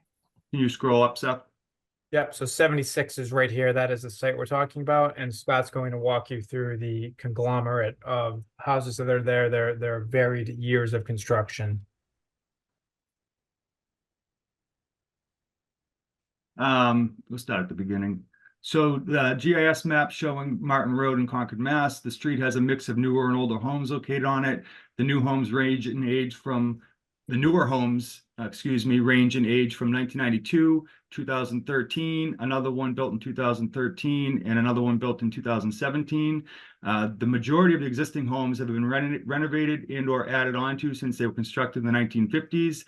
And all of the homes on Martin Road range in design and construction material used. The homes appear to be a mix of colonials, Dutch colonials, capes, ranches, both 1- and 2-story homes constructed with a mix of vinyl siding, clapboard siding, and wood shake siding. For your consideration, please see the outline along with the corresponding GIS map outlining the age of the homes located on Martin Road. So it just kind of lists this whole document. I'm sure you might have reviewed it before tonight. Just documents each home on Martin Road, the year it was built, and the year that any additions or major renovations took place. 148 Monument Street, which is on the corner of Martin Road, was built in 1992 and had an addition and or renovation in 2007. 32 Martin Road was built in 1955, had addition and or major renovation in 2002. 56 Martin Road was built, which is 2 houses up from our property at 76 Martin, was built in 2017. 62 Martin Road was built in 1955, had an addition or renovation in 1997. 76 Martin Road, built in 1952, had an addition and or renovation in 1956. 88 Martin Road, which is our butter to the left, was built in 2013. 104 Martin Road was built in 1952 with additions and or major renovations in 2002. Can you scroll down, Seth? 116 Martin Road, built in 1955 with an addition and renovation in 1998. 130 Martin Road, built in 1954 with an addition and or renovation in 2002. 131 Martin Road, built in 1955 with an addition and or renovation in 1992. 111 Martin Road was built in 2013. 99 Martin Road, built in 1953 with an addition or renovation in 2002. 83 Martin Road, built in 1954 with an addition and renovation in 2002. You'll have to keep scrolling, Seth. And 41 Martin Road, year built 1958 with addition and or renovation in 2006. The reason we provided this exhibit was just to outline the fact that since the Martin Road neighborhood was constructed in 1952, it has been evolving since it was first constructed. And there are several new homes built on Martin Road within the last few years. And Seth will go to Exhibit C. And while I understand you can't tell people what home to build on their property, should you allow our home to be demolished, we did want to provide the commission with plans showing you what our plans for the redevelopment of the property would be. In our final exhibit, we would like to show the commission our plans for the redevelopment of the property located at 76 Martin Road, should they approve the demolition review application for this property. As you'll be able to see with the two options provided, we are planning to construct a new single-family colonial-style home that will fit in with the existing homes in Martin Road neighborhood, as well as the town of Concord as a whole. Concept A2 is a custom colonial with an attached front-facing two-car garage, a small, modest front entry porch. The home would be constructed with cedar clapboard siding, 1x12 wood corner boards, 1x12 water table, 1x10 freeze board, 3 5/8 crown moldings, and the home would be completed with 6/6 windows, simulated divided light with spacer bar, and 1x4 exterior trim boards with historic windowsill. Hey, Scott, is there any way that you could put the two homes right beside each other? Yep, we have it further down. Okay, I showed the existing home further down. Concept B is another custom colonial. However, this with a front-facing two-car garage, modest front entry porch. However, this home replicates the existing home with the hip roof and has the same exterior features as option concept A that we showed you. And if you scroll down a little bit, Seth, we'll show the two homes next to each other. So the existing home in yellow had an addition on the right side that was constructed after the original house was built. And then also the garage on the left side was built after the original home was built. So as you can see, while we want to remove the existing home in order to build the new energy efficient home, we're trying to replicate it such that it still holds some of those same historical features that the existing home has. And I guess with that, we would open up to questions. We do have additional plans of the new homes if you guys would like to see them. Seth could bring those up. Let's open it up for questions, comments from the commission. Lauren? Thank you, Alan. Thank you for that presentation. I don't have any, I don't think that the existing house has historical significance, but we'll see what the rest of the commission says. However, Sleepy Hollow Cemetery is hugely significant. I know exactly that ridge that this house sits on the top of. And so my question would be, how does the location of the new house relate to the siting of the current house? And I'm also interested in the relative height of the new house versus the existing house. And thirdly, if we are to approve this and attach any condition, I would want to see maintaining the wooded buffer at the end of the lot that is close to the cemetery, because I've walked that recently actually, and I don't think you can see the house from the cemetery, but that's because that ridge has quite a lot, but the cemetery is suffering from a lot of tree loss. So we want to try to maintain as much of a healthy tree buffer as possible. So that's my comment. I can go ahead and answer those if you'd like. Great. So the placement of the new home would be the same placement of the existing home. It might be a little bit wider, but it's going to have the same depth footprint. We're not going to bring the house further back onto the property. The grading in the backyard is going to remain as it currently is.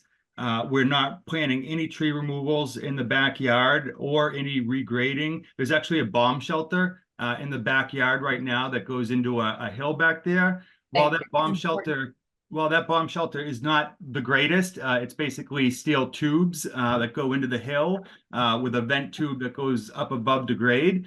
It's a neat feature, and to me, it doesn't hurt to have it there, and there's no need to remove that. And that's kind of, you could see on, Seth, can you pull up the plan, which showing the 150-foot buffer, so we can kind of better explain this. I think I see it on the plan, yeah. Yep, so that existing concrete Yeah. wall, that's the entrance. So we see grade 140 at the base of this hill, and then it goes to 138 towards the house. Those grades are going to basically stay unchanged. And then the grades that go from 140 up to the property line to Sleepy Hollow, 140, it's a steep gradient there, 140 to 150. We have no desire to change those grades because they're not going to benefit the property. You'd have to do multiple retaining walls and terraces, and you're not going to gain any yard from doing that.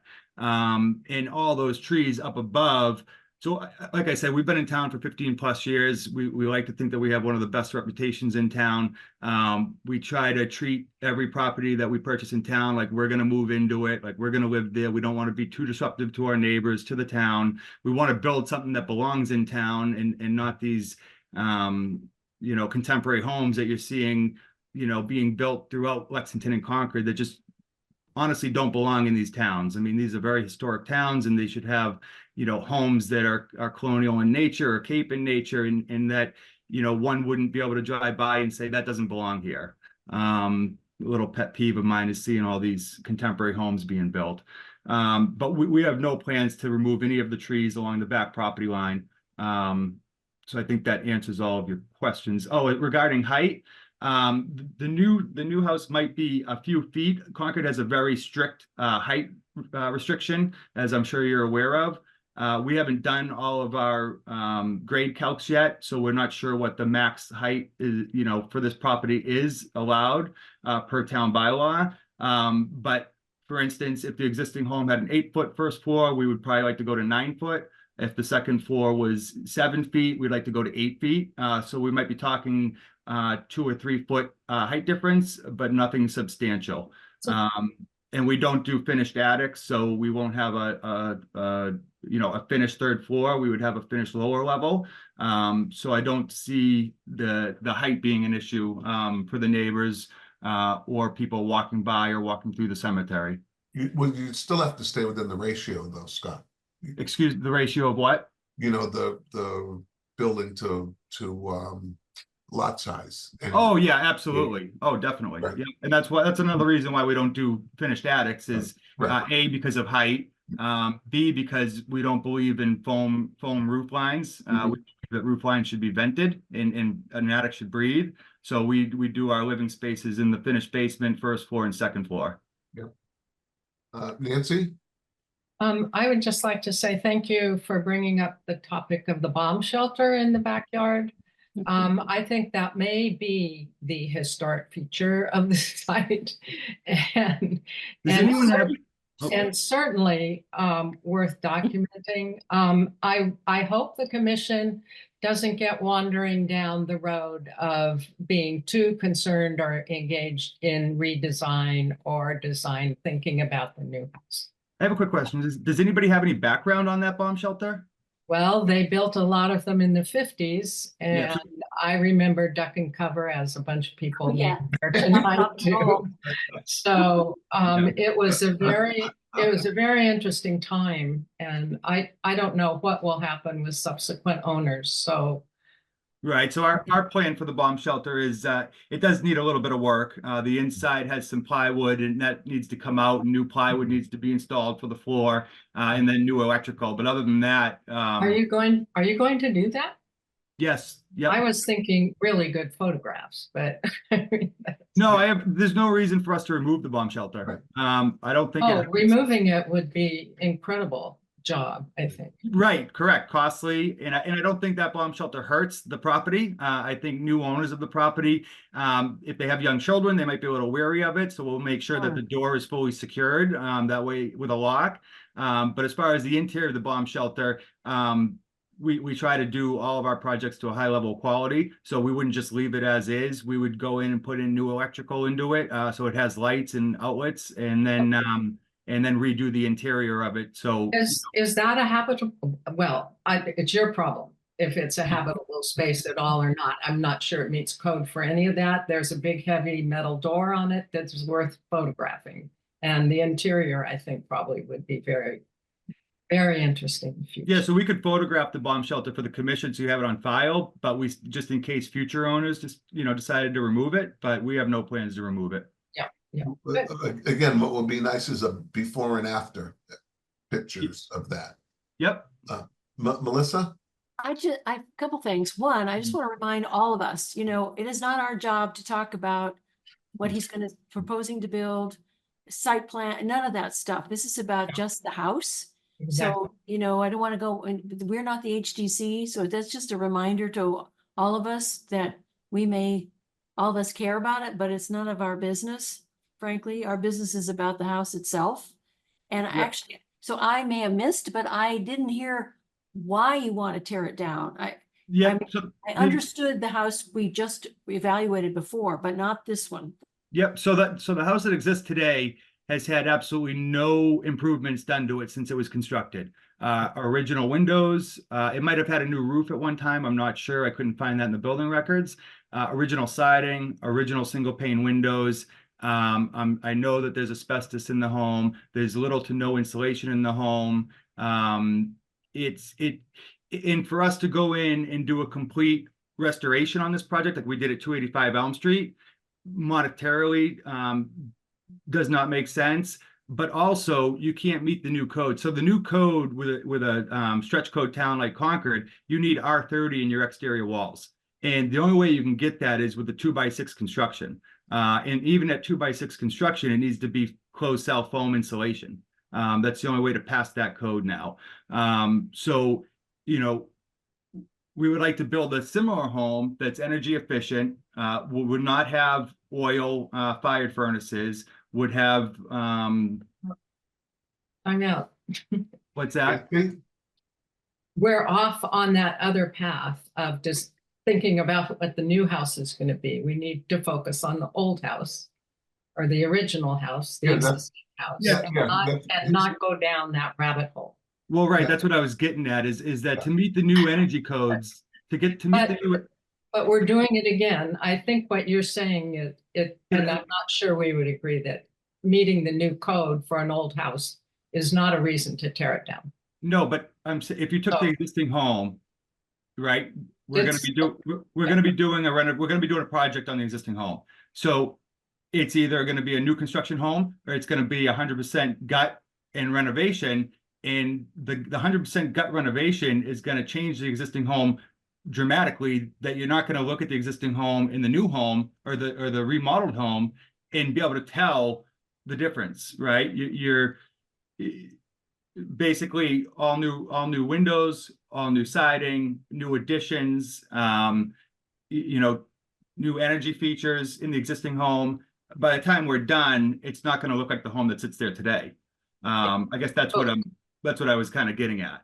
It could, but that's not what we're talking about today.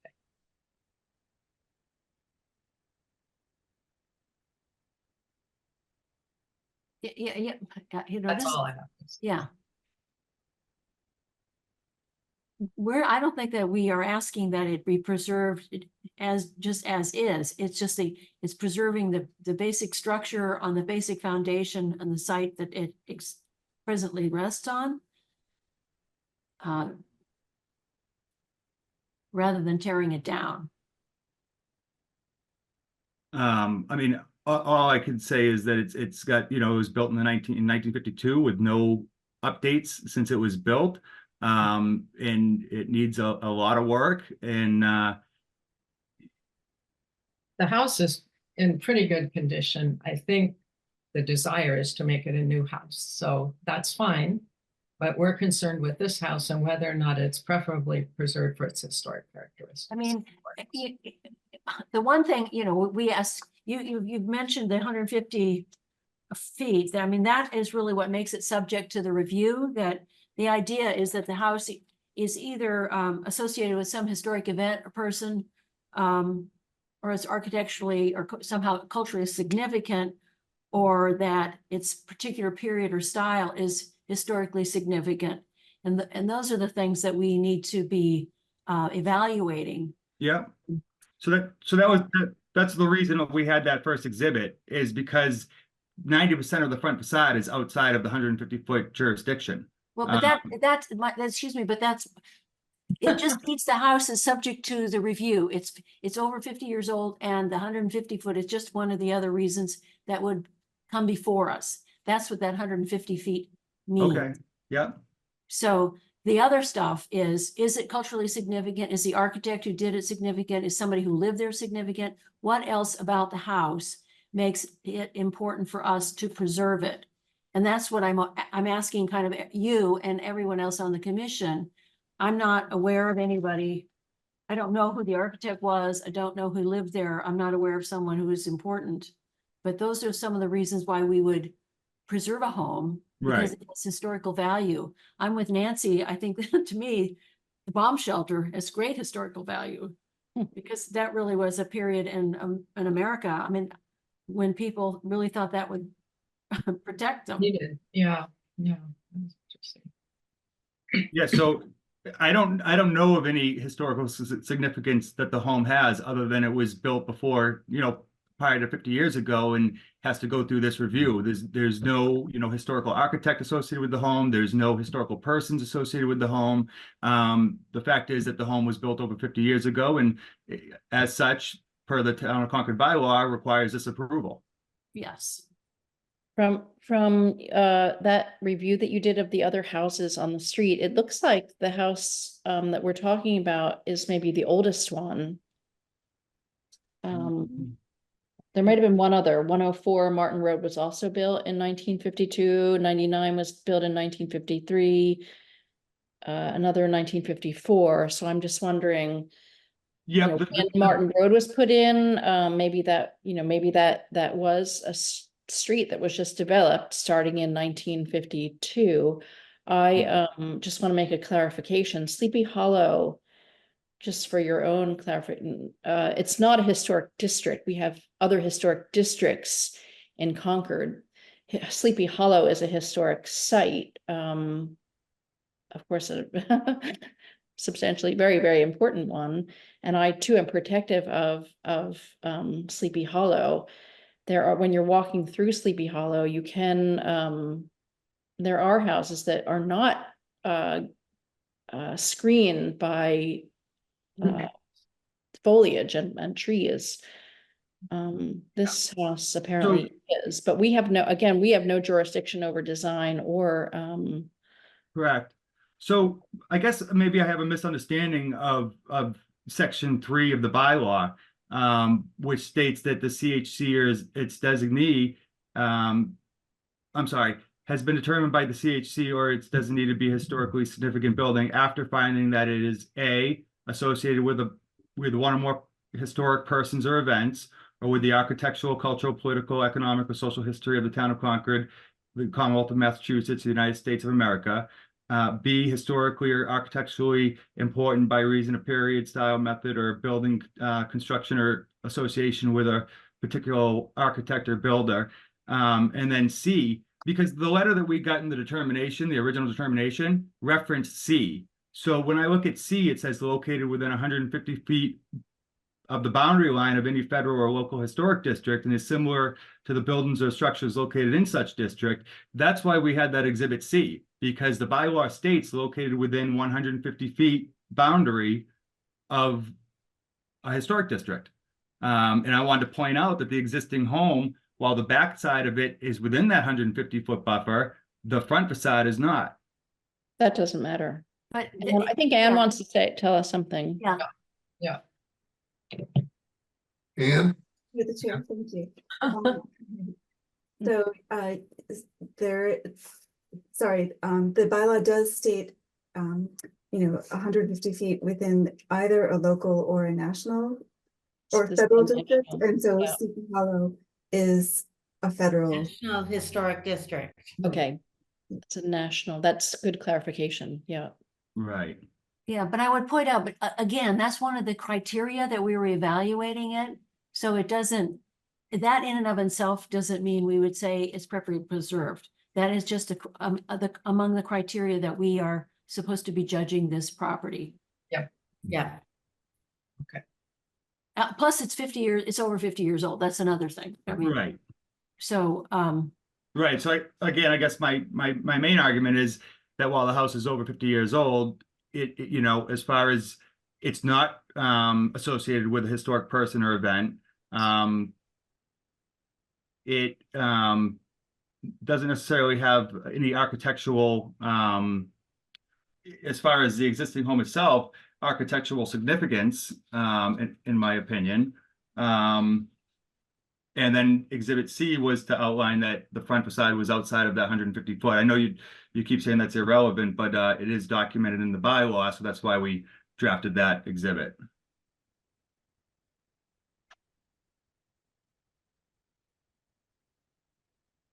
Okay. Are there any other comments?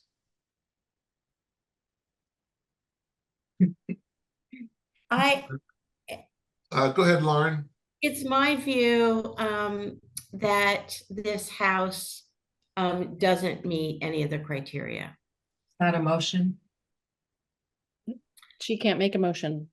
Oh, she can't make a motion. I'm just making a comment about whether or not it meets the criteria. That's my opinion.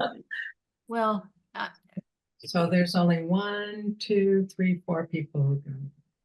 yeah, so I made the previous one. I mean, I could, but I'm in agreement with Lauren because, you know, we have specific criteria we're supposed to be using to evaluate these properties. And I agree with Lauren. I do not see that it meets any of those. The only thing is that it's 50 years old, over 50, but there's no person, architect, historic period, or what that is associated with it that would rise to us finding it preferably preserved. So I guess I would make a motion that 76 Martin Road, that we find 76 Martin Road not to be preferably preserved.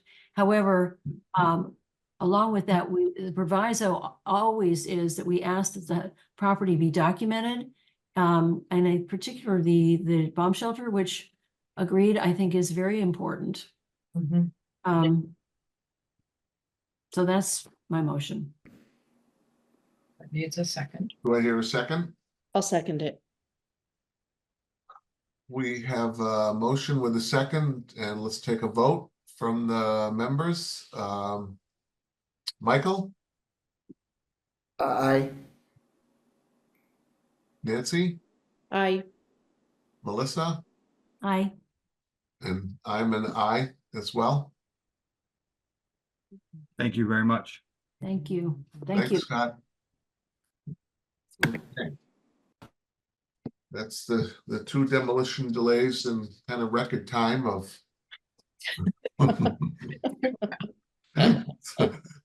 We're gonna move on to other business. The first one, MCI Concord update. Lauren, do you? Yeah, I'll just jump in. I haven't attended any of the meetings, unfortunately, but I have looked at the materials online, and I was pleased to see that DCAM, which is the state agency that handles the surplus property process, they did identify that there was a need to collaborate with Massachusetts Historical Commission, and they also identified 2 historic properties. So I was really happy to see that historic resources are at least on their radar. So I think there are a couple things to think about. I know that we've talked about doing a letter to the MCI advisory committee. I think it would be great, given that we have this identification of these 2 buildings, that the CHC be designated as a stakeholder in the process. So that would be one ask. The second thing is that I hope that we can urge DCAM and to collaborate with MHC to really do a cultural resources review of the entire facility. And that's not just these 2 buildings, but also any, site object structures, really look more cohesively at the site in terms of cultural resources. And if they can't do that, then I think that could be a potential request to CPC for funding for an inventory for MCI. And my thought there is that we should think of this as a really positive thing, because if either of those two buildings were to be determined eligible for listing on the National Register through a determination of eligibility, that would make them eligible for federal tax credits. And in a redevelopment project, can be a really important carrot, right, for preserving historic structures. I mean, it's perhaps not as beneficial as it was, 20, 30 years ago, but still it does provide a benefit to a private developer. So that's, I wonder if Nancy might have. Go ahead, Nancy. Yeah, I do. Lauren, I was wondering about who the consulting parties are. They reference consulted parties. Yes. I think maybe they meant consulting parties. So Well, I think our letter should ask about that. And I think the commission should consider whether or not it's needed or desirable for the historical commission to be one, since we have the task force, the advisory group from the town. So I don't know if CHC wants to be one of the ex officio members of the town's MCI Concord task force, or it's an advisory group, right? But no one's asked anyone from the CHC to be on that board. No, that's my point, Right. that maybe we should ask. Melissa? Well, I was just going to ask, I know you said you haven't written, but wouldn't it make sense to write officially to the chair of this advisory board as well as the select board and request what you have just stated? Yeah. Well, we should coordinate with them first. Absolutely. I think what you're saying is tell your town first what you're doing. Yeah, that's what I'm saying. Exactly. Yeah. Exactly. Officially tell the town first. Right. Yeah. I mean, I think unofficially, I think they've heard from us. I know I've talked to some of those people, I know, but we haven't gotten in writing. Yeah. Okay. I'm also interested in who at DCAM is on the MCI Concord team. I don't know people there anymore, I don't think, but I haven't yet found a list of the MCI Concord team for DCAM. Oh, it's on the website. No, there's two people. It's the whole thing is on there. I found it. How many people are on the team? About 10. But those are all state DCAM people. No, I thought you were talking about No. I'm talking about who at DCAM is working on this besides the two people that prepared the PowerPoint that was at their last meeting. Yeah. And the only other thing I'll say is there's another site visit planned for July 19th. And I think it would be great if somebody could unofficially or officially, I don't care. I think I'm going to ask if that meeting's going to be public. Because there already has been one site visit, and I think it would be great to understand a little bit more. I'd like to go to that. I would go to that if I could. Yeah, that was a very progressive prison at the time. So what somebody said about the cultural resources there and the story of what MCI was really trying to do and how they did it and how is that reflected in the architecture be interesting. Yeah. I'll coordinate that. So Right. I'll look. Thank you. And the other thing is we should probably get together and get that letter out as quickly as possible, maybe within the next 5 days or so. Okay. Substances there. I'm sorry? Substances there. Yeah, So yeah. It shouldn't take us too long to do that. So Alan, I think if you're thinking the three of us, I think that's a quorum. Well, you're not member, you're associate member? Oh, that's right. I'm not a member. Yeah. Neither's Associate member. You're associate, so am I, so maybe that's fine. Yeah, Right. yeah, that's a good And point. does that work? Is that okay from an open meeting law perspective? Do you know? I'm actually not sure about that. I can look into it though. But I point out, you know, if you're doing associate members and a full-time member, that means there are 10 of you, right? Yeah. We have 5. So You know, HDC has special language that says when associate members can vote. And it's not always. I think they can vote only for administrative things, but that's worth checking. I don't know. yeah, we allow them to vote when we need a quorum. Yeah, that's the usual practice. Yeah, for associate members. you can, but not if you have enough solid members. Not if we have a quorum already. I think we just need an opinion on the open meeting law, make sure that we don't violate that. And yeah. Okay, we'll check that out. We can talk to Cameron. We can talk to Cameron about that, Melissa. Okay. Well, actually, we ought to just send an email to Tari.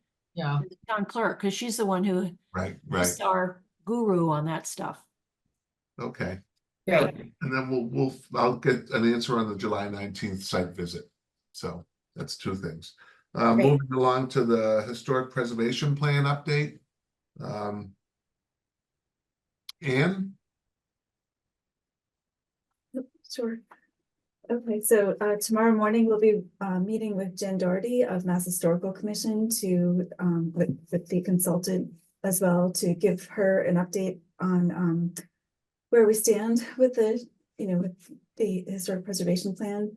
The consultant's been sort of sending drafts directly to MHC. So I haven't seen them, you haven't seen them, but I think that in a way it's good because it sort of lights a fire on them to sort of get these get these chapters drafted. So and it's really terrific, I think, to have their sort of national perspective. Then Jen has terrific statewide perspective too. So I think that's really valuable to the Concord plan. And then we'll bring those drafts to you with Jen's feedback, and make it all work. So they are sort of moving along through that schedule that they had shared, I think, last month, providing the chapters, because that's really what they need to focus on now, is getting those draft chapters done. And also the survey, I hope you all did receive the survey in the mail, because that did go out citywide, since that's something that you all had requested. So we were able to make that happen. And there are currently, I think it was like 313 responses. So that's pretty good. Wow, That's good. That's great. The goal had been 250, because that's what I'd seen for the open space and recreation plan. I thought we should at least try to meet that. So I feel pretty good about the. When's the deadline? So what was the number? 313 currently. I'm sorry. Okay. Sorry, Nancy. Another news and notice blast just went out, since it's the people's last chance to respond, and that's by the 15th. The July 15th. July 15th, right? So I think that's this week. Monday. Or Monday, right? Sure. And I think that's going to be the most interesting part of this whole thing, is just hearing from the community.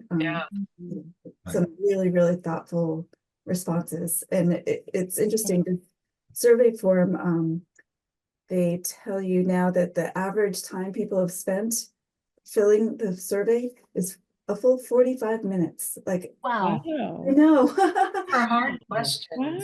Wow. So the community is really dedicated to. That's great. To answer these questions. And does that go through the town to Elizabeth, or does it go straight to where do those go? Right. It's I think it's Microsoft Forms or something. So I see them, and then we can compile them into a spreadsheet, and there are a few charts and things. I think to make it readable to all of you, we'll have to sort of pull out the answers, and before sharing them, I think we should wait till it closes. Mm. So that people do have a chance to Yeah. respond. Yeah. And actually I was thinking today that, I think you all, hopefully you all have filled out the survey. And maybe some of you had filled it out anonymously, but your feedback, since you are the stakeholders and are actually doing this job, that's really valuable, and it would be great to somehow figure out which which survey responses are from our core committee members.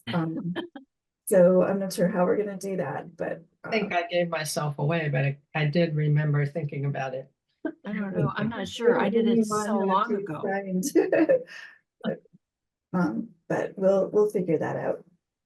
Okay, So we'll have more to report, I think, after tomorrow, the meeting, Right. tomorrow. okay. And the last thing is the Hanscom expansion update with the letter from, yes. Sorry. Well, I did share with you all and it's posted on the website that the Mass Historical Commission has written a letter to FAA, Federal Aviation Administration, saying that, that Pretty good. the Concord Historical Commission needs to be a consulting party, Mhm. and they need to expand their survey area from Right. the half mile to the 45 square mile area. Good, that's great. Yeah. Yeah, that was really funny, actually, description of the area potentially. And they basically need more information from, And the Park Service answered that question pretty well, I think, yeah, as well. Right, and there was the other letter, of course, that said that the initial study was rejected, that it didn't meet the standards for NEPA, so they need to begin again. Yippee. yeah, Far so good. yeah, good. Excellent. Long slog. Excellent. The only, well, and then this would be under other business, but I don't know, Nancy, if you've noticed the amount of trucks that are parked in the parking lot with all the gravel on Route 2A. Well, they're fixing the trail. Yeah, That's $27.5 million at Right. work. right. Oh, so you're looking at those piles on Route 2A. Yes. Yeah. They're also paving little sections. I'm not sure Yeah, where. not too sure about that. Up, not in Concord. At No, least the one I know about is not in Concord. It's up on right, top. it's Lincoln and It's- Lexington there. Yeah, Fisk Hill. Mhm. Yeah, up at the top, then at the top of Old Mass Ave. That's the only one I know about. Alan, you know about more? No, just okay. Route 2A. That's it. Yeah, Just on okay, Route 2A. okay. So And that's not necessarily asphalt. no. It's all it's a crushed Yeah, it's base. yes, Yeah. exactly. So I just wanted to bring that. You got there some Sunday evening. Yeah. I can use them. I didn't say. Anything else or any Mhm. comments or? Okay, I don't have to make a motion to adjourn. I can just adjourn, right? Therefore, I adjourn till next month.